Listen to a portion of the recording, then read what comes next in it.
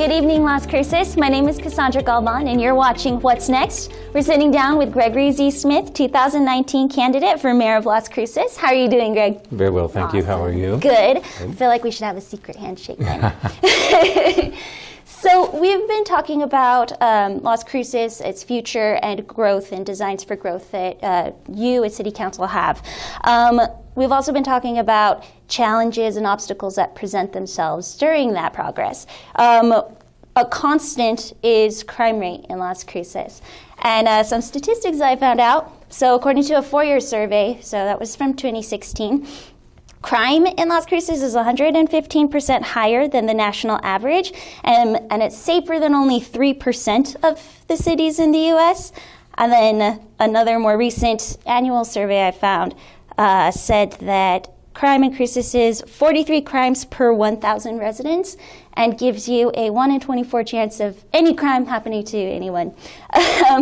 So what are concerns that the city has to address that?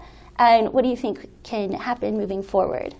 Well, and it is hard. You know, we've had a new police chief since that time period, and one of the areas that he's been working on is community policing, so that what we're hoping is by people knowing the police officer, the officer knowing people in their particular areas, that there's a greater reliability or a greater realization that people can talk to their police officers, that will help people feel safer, but also that we will be doing a better job as far as being on top of things when they happen. But I also look at that as an area where when we're working on our economy, we're actually then removing more people from that area where they're feeling like crime is an option, and they're more likely to be looking at their jobs, their careers, those kinds of things as a better way to get forward than crime. We're still always going to have some crime, but I do think that our statistics are better more recently, and certainly as we move forward, as we look at what's next, as we look at what we're doing in Las Cruces, there are a number of things that we can be doing that will help reduce that crime rate and increase the number of jobs and increase the number of opportunities in Las Cruces. So those are very much tied together. I've certainly talked about some of the crimes that we have are related to drug use, some of the crimes we have are related to alcohol abuse, and so how are we looking at those as health issues, not strictly as a crime for somebody to abuse those substances, but how do we help those people overcome the addictions, the reliance on those kinds of things, and treat that more as a health issue than a crime issue. But it also relates back to some of the other kinds of crimes that we're seeing. So it comes back very much, I think, to what are we doing about the economy?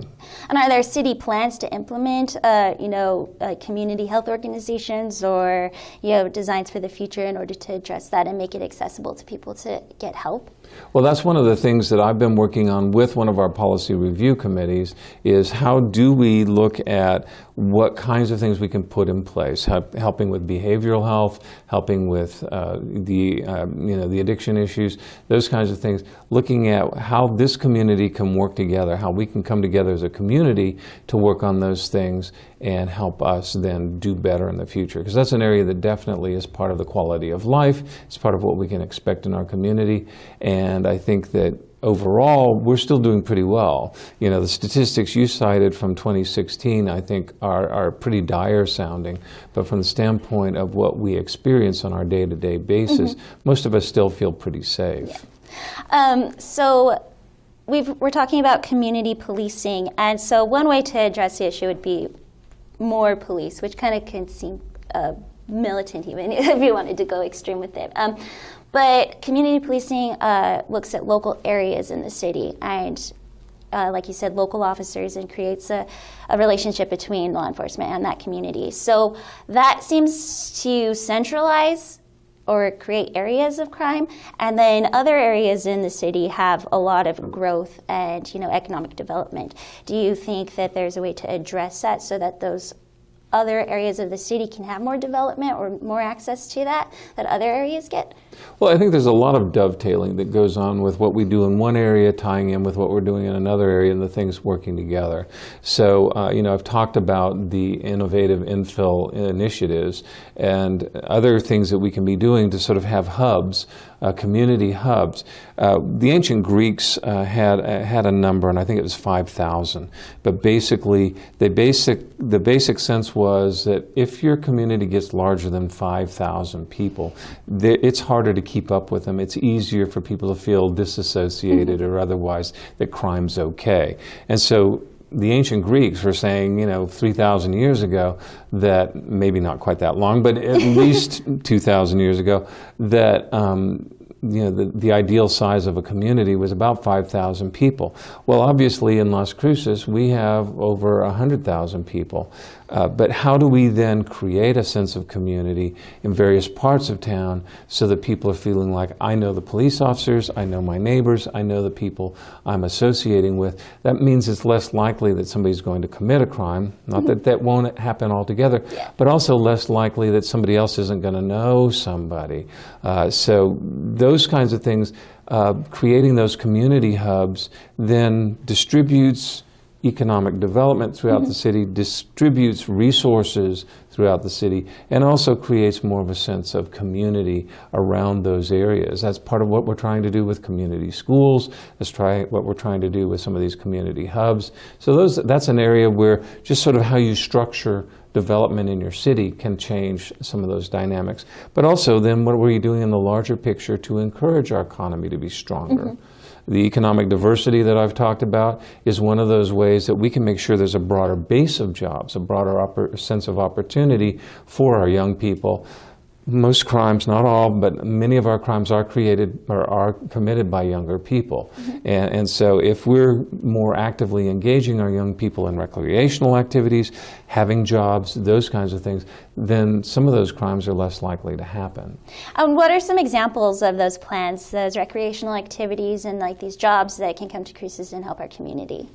Well, we certainly are looking at how we have more facilities for recreation, more communication between the Las Cruces public schools to work on ways that the city and the schools can work together, but also then and more jobs. Certainly with the city constructing things, with the city contracting for services. Those are areas where the city can help increase employment, but also increase the amenities in the city. So I look at the museum system as both an attraction and an educational piece.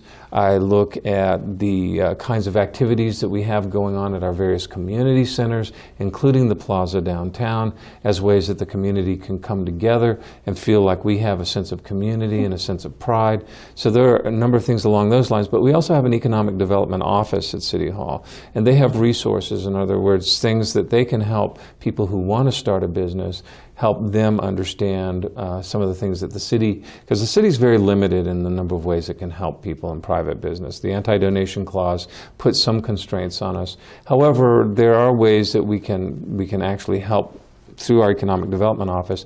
We've also been working on a concierge service where somebody can help persons wanting permits and inspections sort of walk through that. We've heard some horror stories about how long it takes people to get through all of that, and we don't want that to continue. We want that to be a shorter process, a friendlier process, a more customer-friendly process, so that people who are wanting to do that and still adhering to our ordinances and the safety and the hazard concerns that we have, but making sure that we're both safe, but also then helping promote that opportunity for people who want to grow their businesses, start their businesses, or bring their businesses to Las Cruces. And so are there any plans for opportunities to help people learn how to start a business?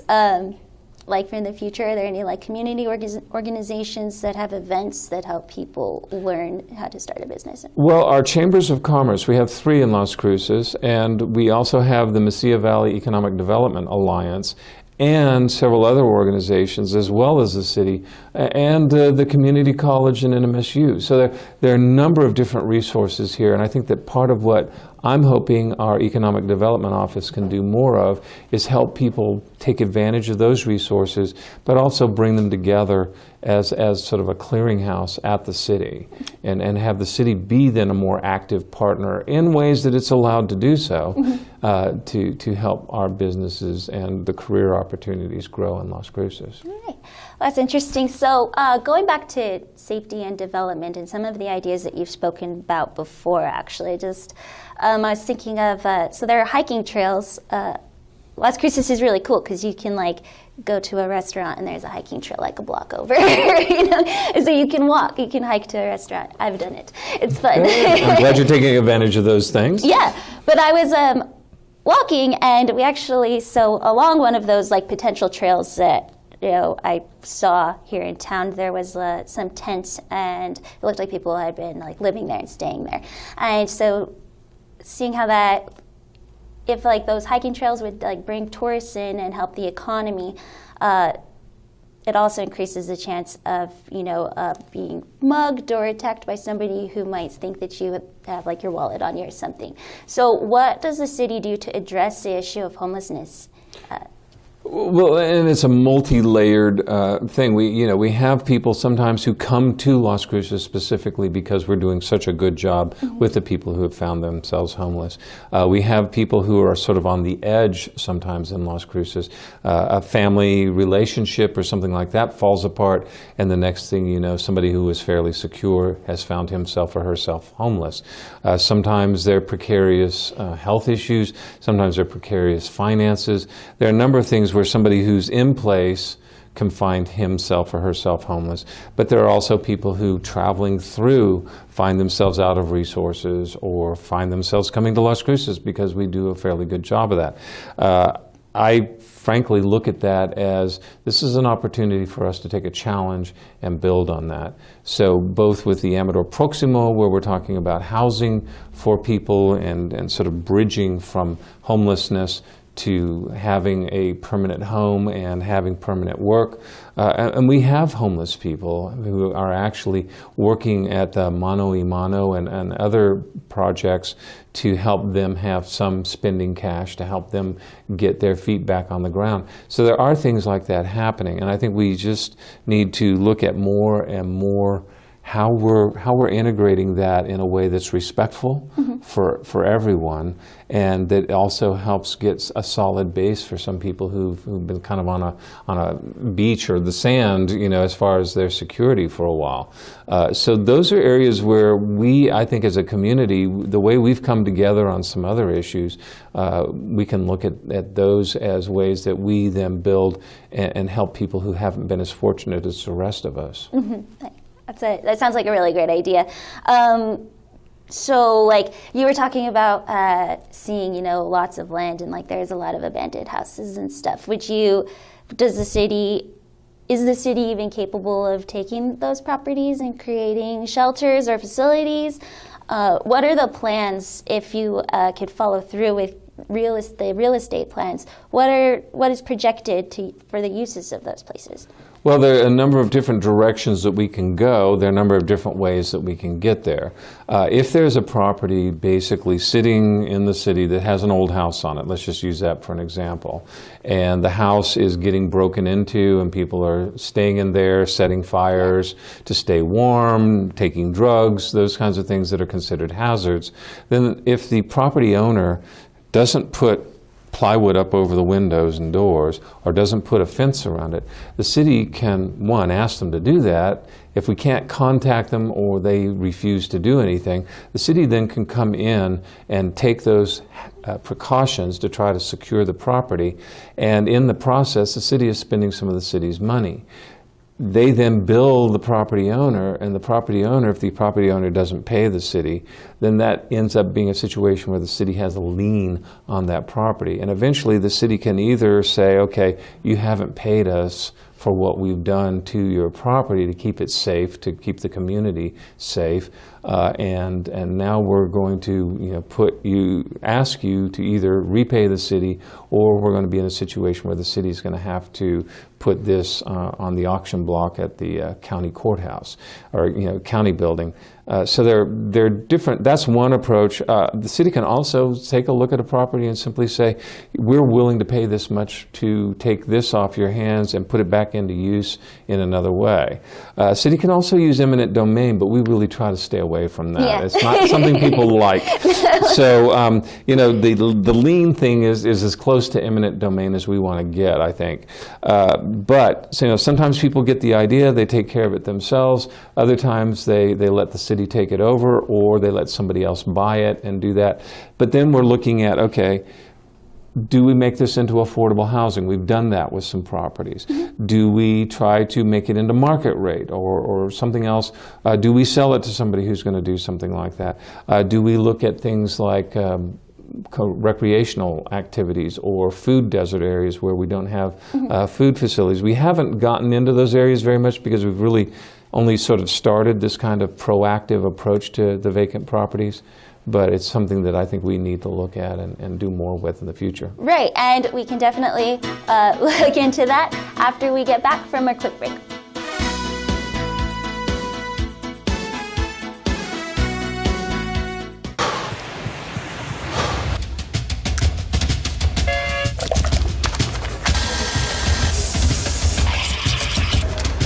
So great, you can do all these different gears like land.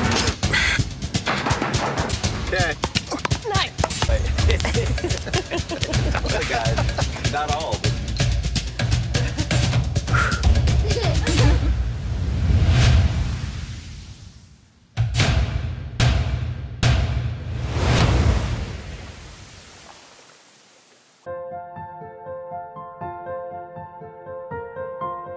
My name is Gregory Z. Smith, and I'm running for mayor of Las Cruces. This campaign is about Las Cruces and what we can be when we have a full-time mayor. I will lead by example, with integrity, with vision for our future, and toward greater economic diversity so that our young people can build careers here. It's all about what's next for Las Cruces. I am Gregory Z. Smith, and I'd appreciate your vote for mayor of Las Cruces.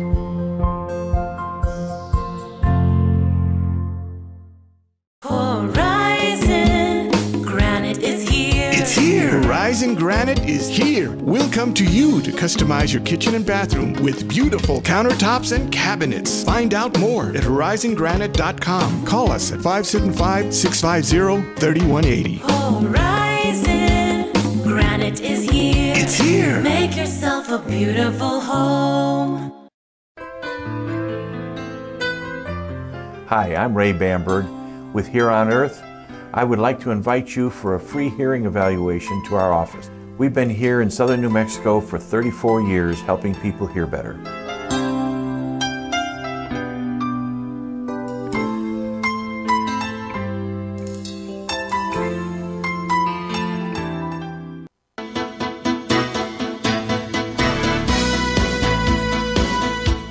Welcome back.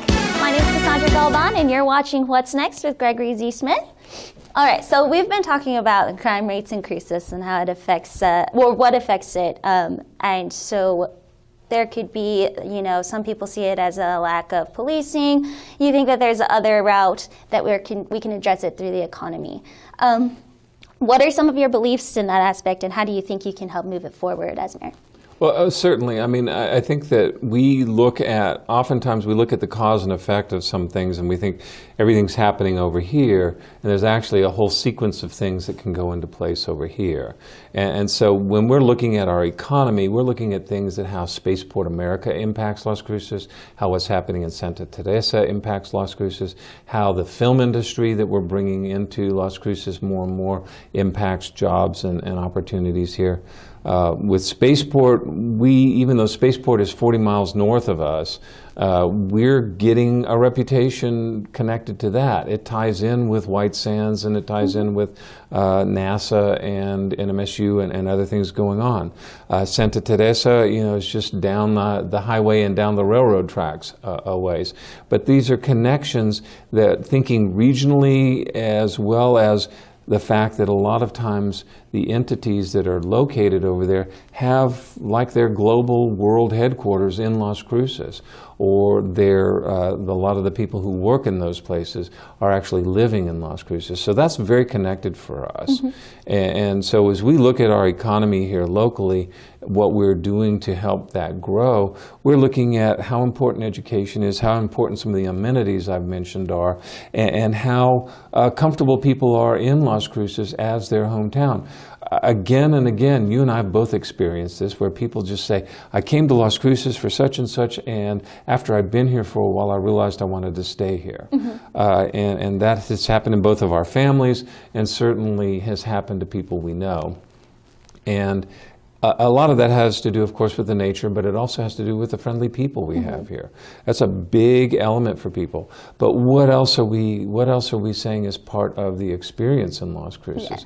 NMSU makes a lot of things possible because of both what the college does in the arts and those kinds of things and educating, but also as far as it's a fun place to go visit for performances and hanging out on the campus sometimes. There are people who go to the parks at NMSU or to watch some of the football games or the basketball games or the other sports.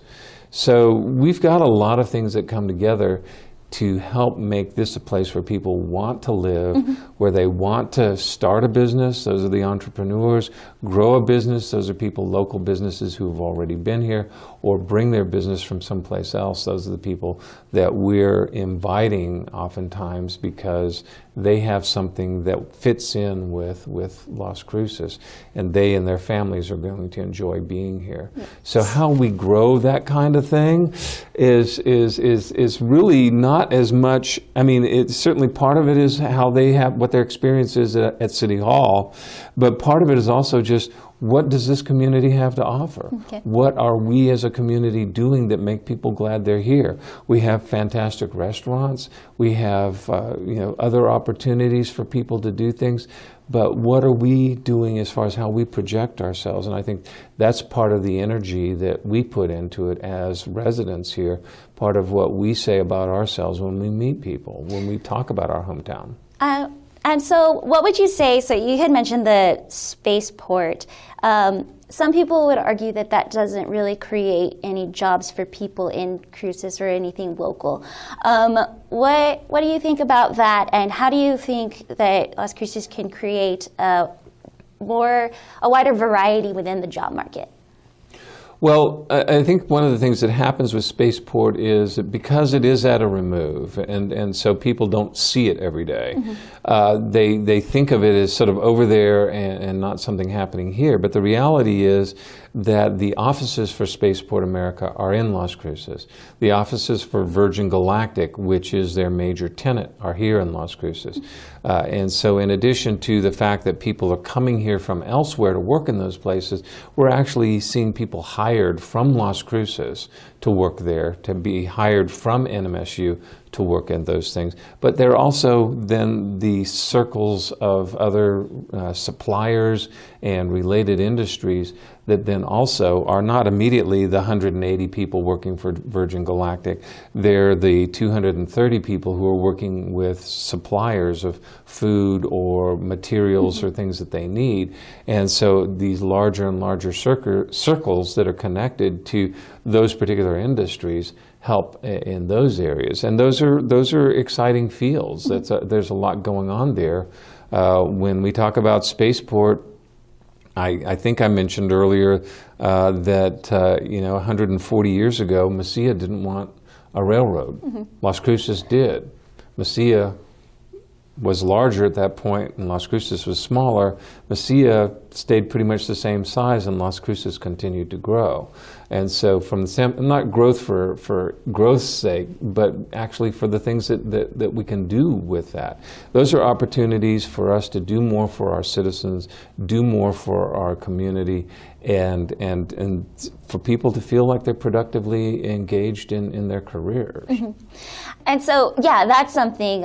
So quality of life, again, is an issue, like economically, and they want to be fulfilled in careers. So what other industries does Las Cruces plan to attract, to make people, to give people the opportunity to get jobs that are fulfilling, and they'll want to stay here instead of leaving. Well, I think that's a very important point for us to be making. We continue to want Las Cruces to be a place that's uniquely Las Cruces, not someplace else, not just like someplace else, because Las Cruces just doesn't fit into that someplace else mold. It fits very well into the Las Cruces mold. Yeah. As we go forward, I look at us finding connections to what we already have in place, agriculture, engineering, but also tourism, which is growing here, the film industry, which is growing here, and space industry, which we're going to be having a new early college high school at Mayfield that's going to be related to the space industry. Oh, cool. So that's going to be something happening there. So there are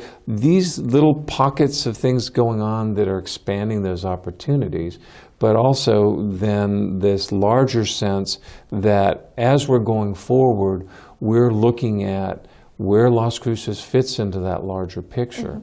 And what are the continuums, the things that continue through time, and what are the things that are going to have to be very different because more people are going to be traveling in different ways than what we're accustomed to. So we're looking at subsidizing a regular airline service into our airport. We're looking at other ways for people to get between here and El Paso, between here and the El Paso airport, or between here and other communities that aren't strictly, hey, I have to get in my car and drive. Yeah. So those are expansion opportunities for us, as well as how we make the various community hubs that we're talking about walkable and convenient and convivial and communities of their own.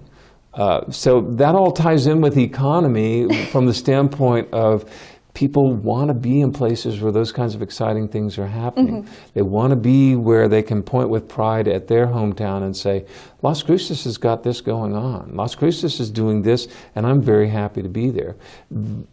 That ties in with the economy from the standpoint of you don't just drag somebody here and say, we're going to plop you down in Las Cruces and you have to make our economy better. Yeah. You know, we can't pay money to just bring people in. Yeah. We can't drag them here. We have to make it a place where they want to be here and where they see the connections to the different things that are going to help their business be successful and their employees be happily employed. All right. Well, it sounds like you have a lot of great ideas for the future of Las Cruces. Do you want to take the last minute or so to go ahead and let the constituents know how they can get involved, how much time they still have to vote?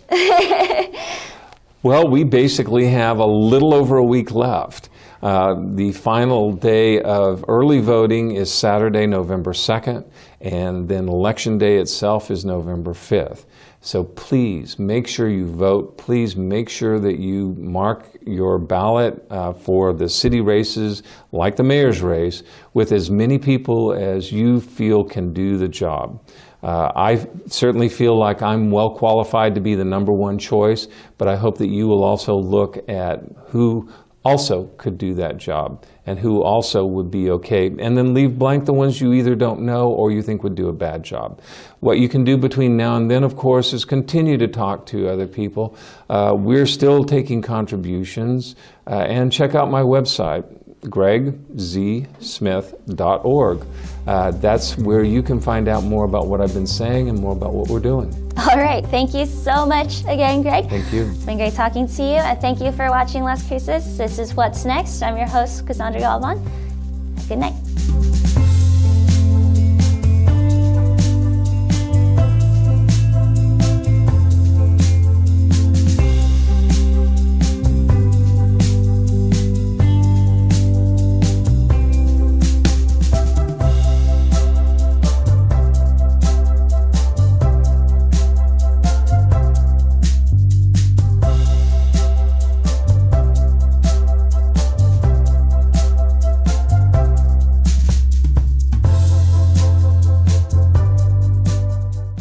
I'm Gregory Z. Smith, candidate for mayor of Las Cruces, and I approve this message. Sylvia Comunez, Treasurer.